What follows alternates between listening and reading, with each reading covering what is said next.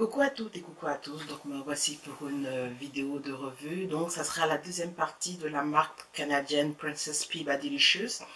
Donc j'ai fait une première vidéo que je vais mettre le lien en haut.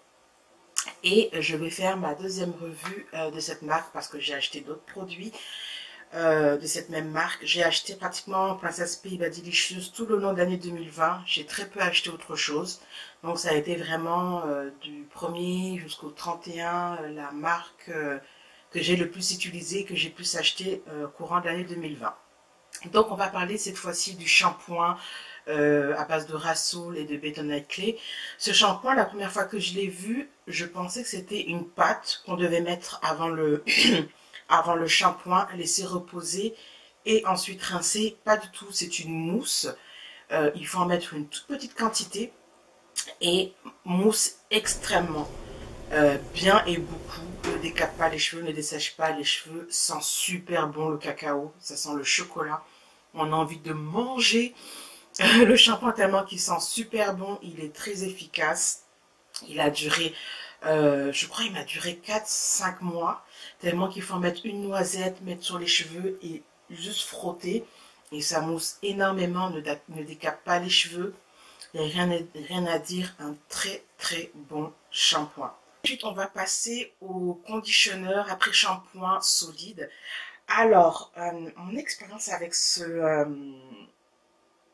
après shampoing est assez mitigée. Au début, je pensais que ça allait être un après shampoing économique, mais je le trouve pas si économique que ça. C'est-à-dire que déjà, dès que vous l'utilisez, il faudra le remettre dans son sachet protecteur pour éviter qu'il se dissout. Parce que dès que vous avez les mains mouillées, l'après-shampoing avait tendance à se dissoudre, à fondre assez rapidement.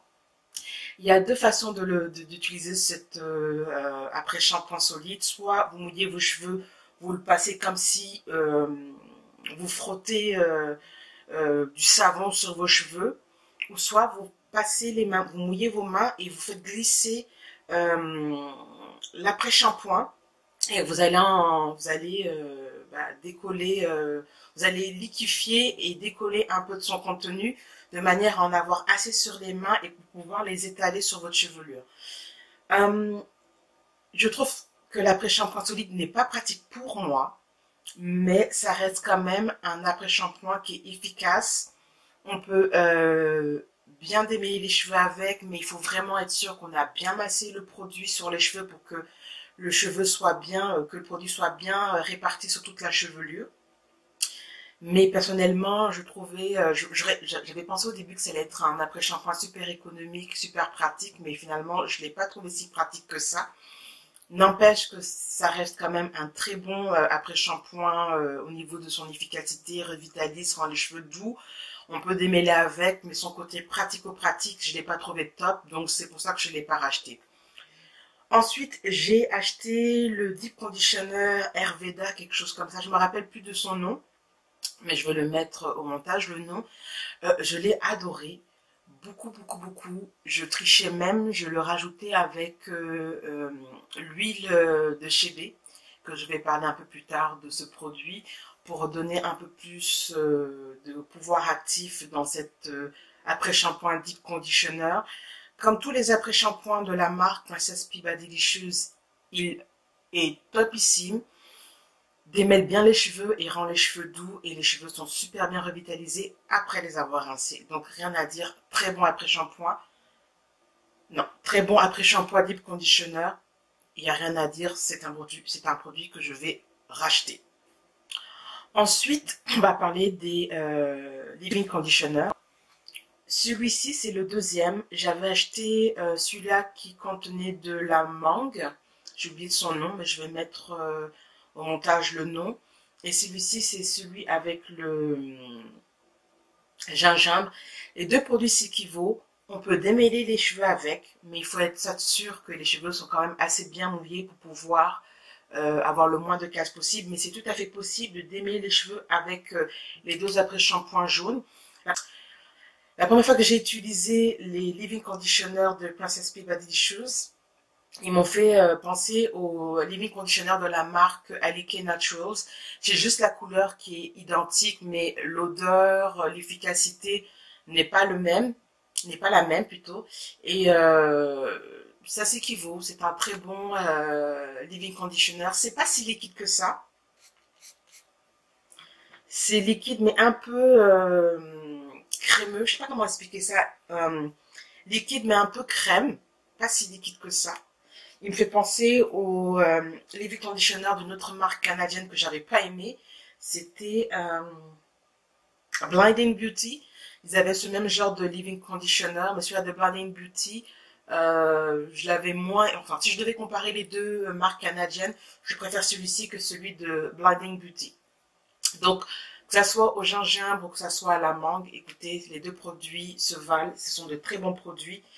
Et oui, je rachèterai ceci. Je préfère ces leave-in conditioner au leave-in conditioner lotion parce que ceux-là qui étaient lotion, je le trouvais pas assez nourrissant pour mes cheveux, tandis que ceux-là, ils marchent très bien avec mes cheveux. J'ai reçu gratuitement ce leave-in conditioner là. Donc celui-ci, il est protéiné. Ok. Donc si vous êtes sensible aux protéines, il n'est pas fait pour vous. Contient des protéines. Si je devais le comparer avec l'autre, je préfère l'autre. Celui-ci, son avantage, c'est l'odeur du chocolat qui est présent dans la composition.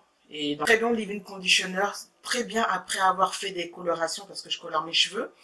Donc au lieu d'utiliser le leave-in jaune, on va dire ça comme ça, après une coloration, j'ai utilisé celui-ci pour renforcer les cheveux vu que les colorations ont quand même tendance de fragiliser les cheveux. Donc une petite dose de protéines après une coloration, c'est très très bien. Donc si je devais le comparer avec le spray de la gamme Ochebe, je préfère celui-ci que celui Ochebe. Par contre, on ne peut pas démêler les cheveux avec. Je vous le dis d'office, on ne peut pas démêler les cheveux avec. Donc si vous voulez vraiment démêler vos cheveux après un leave-in, je considère que celui-ci vous pouvez, celui-ci vous pouvez pas. Enfin, on va parler du Moisturizing Cream qui aussi me faisait penser au yogourt, Chi yogourt de Alike Naturals à cause de la couleur, mais celui-ci est vraiment hydratant. Parce que celui-là d'Alike Naturals, c'était un beurre un peu... Enfin, je vais un jour retester les produits d'Alike Naturals et je ferai une revue. Mais on va parler de Princess Be Delicious. Donc, ça ressemble au Chi yogourt de Alike's, mais ça n'a rien à voir. C'est très très bien. Le bon mal avec ce produit-là, c'est que je ne peux pas faire des out avec ce produit parce qu'il y a de la glycérine. Et la glycérine a tendance à rendre les cheveux super puffy. Donc, c'est le point négatif que je dirais de ce produit. C'est que je ne peux pas vraiment me coiffer et avoir des coiffures en out avec ceci. Mais ça reste un bon produit pour donner un côté hydratant et nourrissant en plus après le leave-in conditioner. Ensuite, il y a un autre moisturizing cream, conditioner, crème coiffante. Alors ce produit, contrairement au précédent, il n'est pas très moisturizer.